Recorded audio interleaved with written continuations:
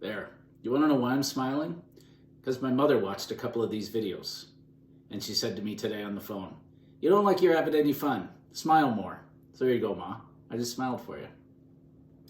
Tonight's dinner is going to be fantastic. It's called Rigatoni alla Zozzona. Zozzona is like Rome's dirty little secret. If you think of carbonara, cacio e pepe, those types of dishes, they're really rich. This is actually a melding of all of them. It's so rich that we're going to serve it with some Belgian endive lettuce boats, so salad boats, and just with a grapefruit vinaigrette just to help cut through the richness. This has got guanciale. If you don't have that, you can use pancetta, which is what I'm using tonight. But this is a fantastic, rich dish that's served in a lot of taverns in and around Rome. Fantastic, doesn't get a lot of play in North America, but it's sort of Rome's dirty little secret. It's our dirty little secret. I'm really looking forward to this one. Enjoy. All right, gang, here we go. So this is the Rigatoni alla Zozzona with endive lettuce boats. So we got the mise en place done. By the way, the cocktail was a hit and my wife is home safe, so we're good to go. So here's our meal. So this is a mise en place for the endive salad boats.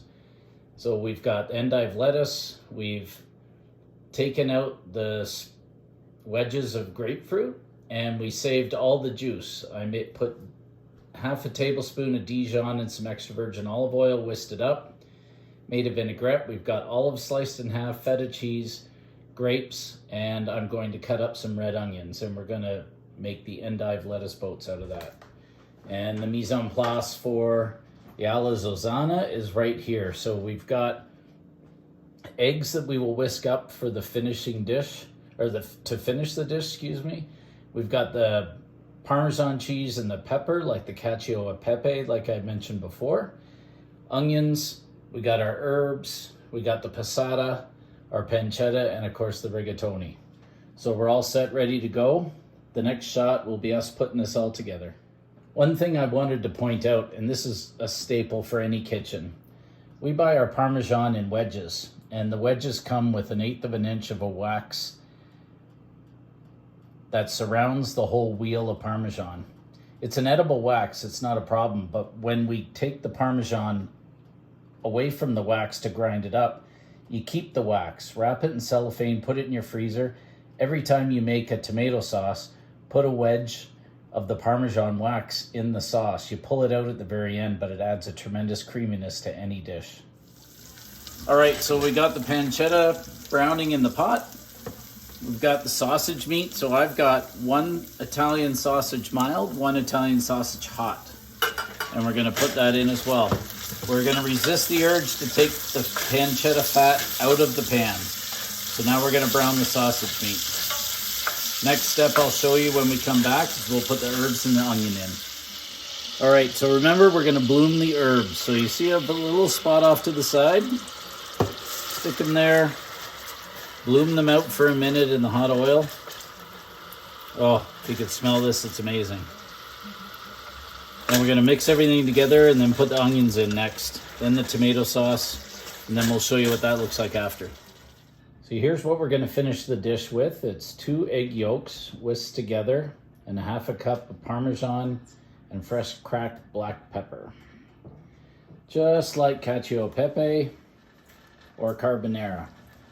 There's our sauce, boiling away with the guanciale and, in our case, the pancetta and the sausage meat. And we also got the endive lettuce boats ready to go. And that's gonna get inserted with the grapefruit vinaigrette, the grapefruit, olives, feta cheese.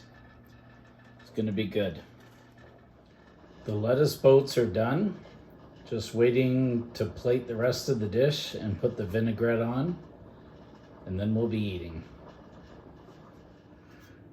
Okay, so here's the moment of truth. We've got the pasta mixed with the sauce.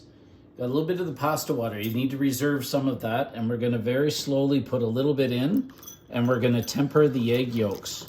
We don't want to heat them up too fast. We don't want to scramble them, but we need to warm them up, just like when you're making a carbonara, so that we can add it to the pasta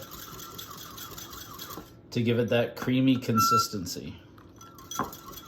Whenever you're doing this, don't be afraid, touch it. No, room temperature, need a little bit more.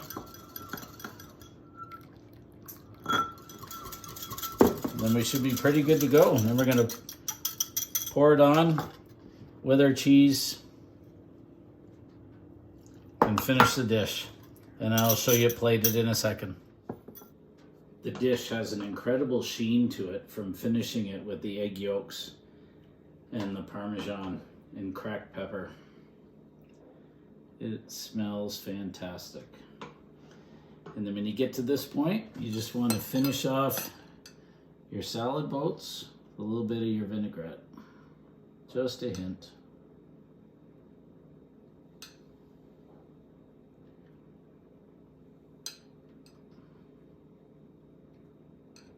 Fresh onion, feta cheese, grapes, grapefruit, and green olives. And there you have it, folks.